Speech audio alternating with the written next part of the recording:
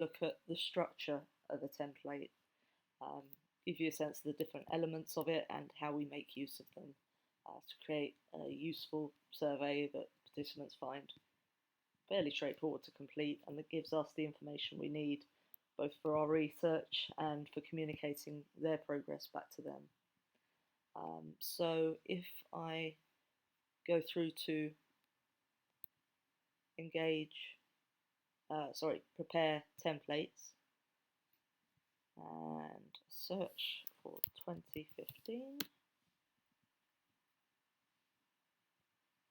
and hit enter, or search rather, you will find sometimes you can use the enter key for a search and sometimes you have to hit the search button. There's some slight inconsistency with how that function works across ProBench. So if we open up the 2015 CR Index template, you'll see there's a lot going on here. But if we close down, if we close down all of the top level sections, what you have at the top is the survey route. And this is the overall wrapper that sits around all of the content within your survey, or within your template rather. So we assign a code for the survey, for the template. We give it a name. We decide whether this template is going to have scoring or not. In this case it does, so we leave that unticked. We decide whether there's going to be mandatory evidence required. And that means showing an evidence box at the bottom of every page so that if somebody has evidence that applies to more than one question within that page, they can upload it there and just sort of explain in their text why they're uploading it. We also have the option of folding sub-questions. This is a feature that shows up on the front end. So if we have a question saying, do you measure your greenhouse gas emissions? And a company can just see yes and no on the screen. When they click yes, it may open up a table for them to enter the different types of emissions that they capture recordings for.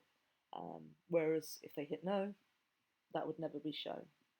So that's really how we use that. And if you leave that unticked, then that table that sits under yes would be visible whether yes was selected or not. So it's just a way of keeping the survey a bit tidier, not showing people information they don't need to worry about.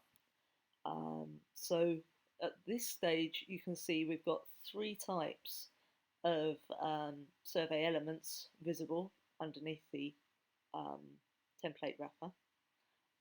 So if I hit the icon for this one, you'll see this is a text box. We have lots of formatting options. You can even click to show the HTML source code.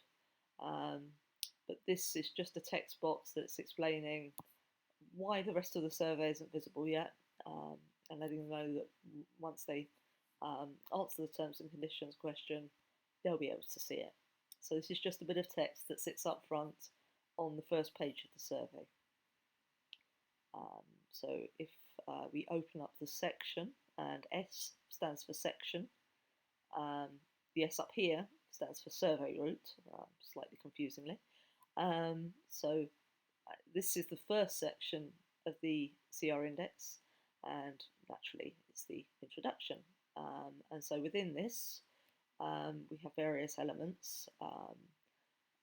It's just really laying out the structure of the CR index and explaining what is required of companies in terms of their submission and their agreement to share confidential information with us.